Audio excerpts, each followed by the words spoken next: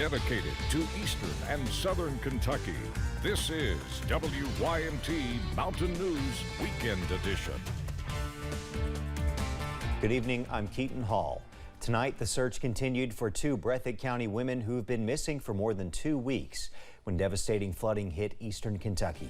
The county's emergency management team says several counties have come in to support the effort as they look for 29-year-old Nancy Cundiff and 60-year-old Vanessa Baker. Jeremy Toms caught up with Powell County Search and Rescue to talk about the ongoing searches for those two women.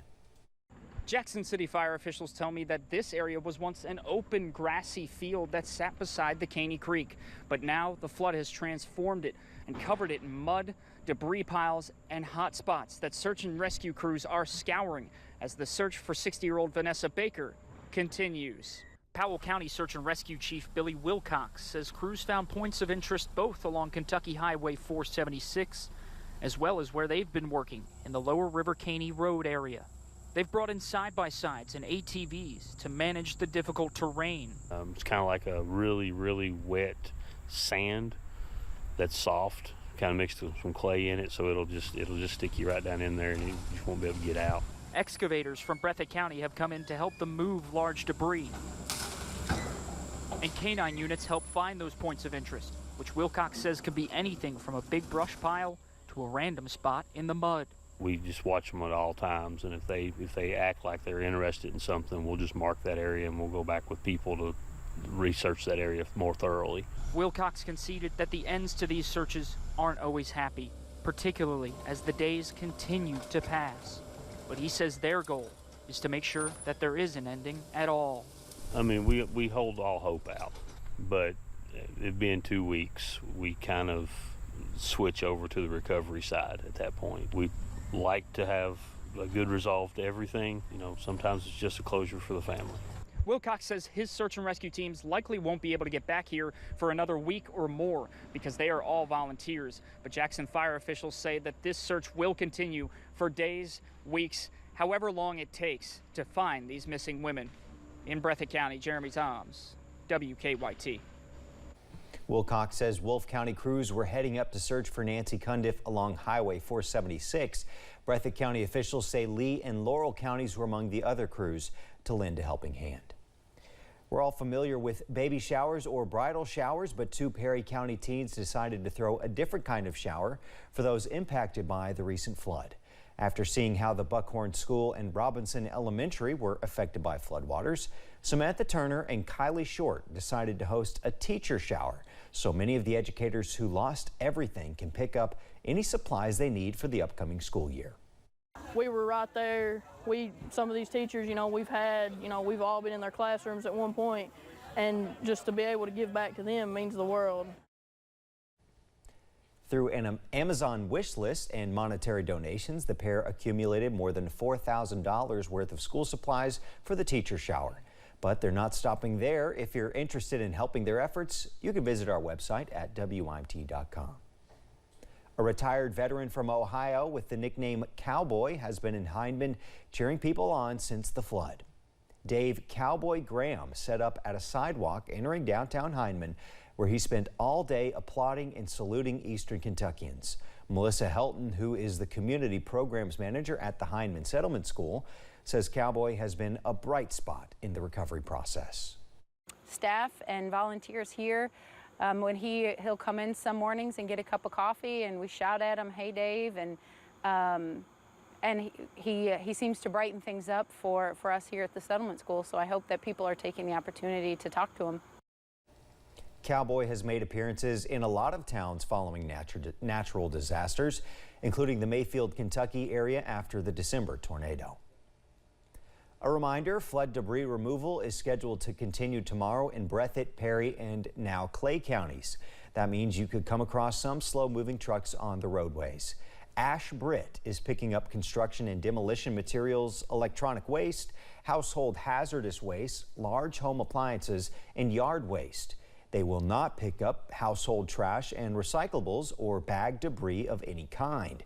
In Clay County, if you need debris removed, Clay County emergency management leaders are asking folks in the community to place the debris specifically on the side of the road as they cannot enter private properties.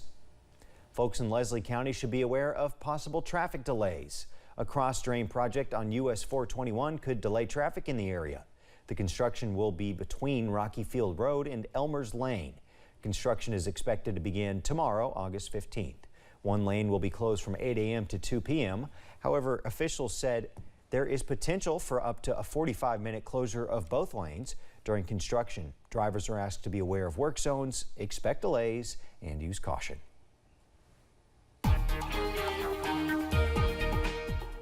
Well, we are tracking more showers across the mountains tonight, and those are going to continue as we start your new work week. Here is a live look tonight over at UVA-Wise as some raindrops are on the camera lens there as more showers continue rolling through the mountains. Current temperatures tonight are mild in the upper 60s and lower 70s. 70 for Jackson and Hazard, 69 in Prestonsburg, 68 for Pikeville, and 74 over in London.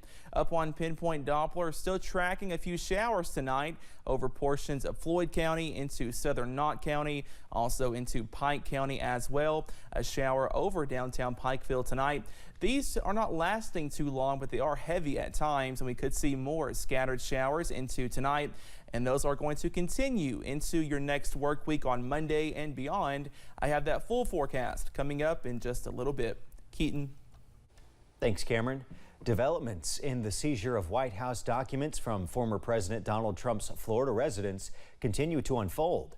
Meanwhile, more questions arise, including why Trump held on to the documents and whether the Justice Department executed the search warrant last Monday simply to retrieve the records or as part of a broader criminal investigation. On Friday, Trump said that the documents seized by agents were all declassified and argued that he would have turned them over if the Justice Department had just asked. CBS News correspondent Elise Preston has the latest from New York. The chairman of the House Intelligence Committee is asking the Director of National Intelligence for an immediate review and damage assessment after revelations former President Trump kept highly classified White House information at his Florida estate. The fact that they were in an unsecure place that is guarded with nothing more than a padlock or whatever security they had at a hotel is deeply alarming. On Friday, a federal judge unsealed the warrant that authorized last week's FBI search of Mar-a-Lago and a receipt of items that were seized. It said agents retrieved close to 24 boxes of material containing 11 sets of classified documents, some marked top secret. The Justice Department is investigating Trump for potential criminal action. It found probable cause of impeding the investigation, as well as the removal of classified national security records and violation of parts of the Espionage Act. House Republicans are demanding the Department of Justice hand over the affidavit detailing the basis for their warrant. The affidavit in support of the warrant will give you the probable cause to try to understand what is going on here. Meanwhile, CBS News has learned a joint FBI Homeland Security memo sent to law enforcement across the country warns of growing threats against them, including a threat to place a so-called dirty bomb in front of FBI headquarters and general cause for civil war and armed rebellion. Over the weekend, supporters of the former president gathered again near Mar-a-Lago to protest the search of his home. Demonstrators also turned out at the FBI field offices in Los Angeles and Phoenix and at a rally in New Jersey. Elise Preston, CBS News. Earlier this year, 15 boxes of documents were returned to the National Archives. CBS News has learned that in June, a lawyer for Trump signed a declaration stating that all classified materials at Mar-a-Lago had been turned over to the government. A man shot and killed himself after crashing into a U.S. Capitol barricade and firing a gun into the air. Thankfully, no one else was hurt in Sunday morning's incident. The car burst into flames after hitting the barrier. It's unclear how the fire started, though. U.S. Capitol Police Chief Tom Manger says the suspect was a 29-year-old Delaware resident that had a criminal history going back 10 years. His name is being withheld at this time. Manger said police are now looking through security video to determine a possible motive. He says it does not appear the man was targeting any members of Congress. Coming up at 11, how firefighters in Lexington answered the call of service here in Perry County. And rain chances continue into your new work week. I have all those details coming up.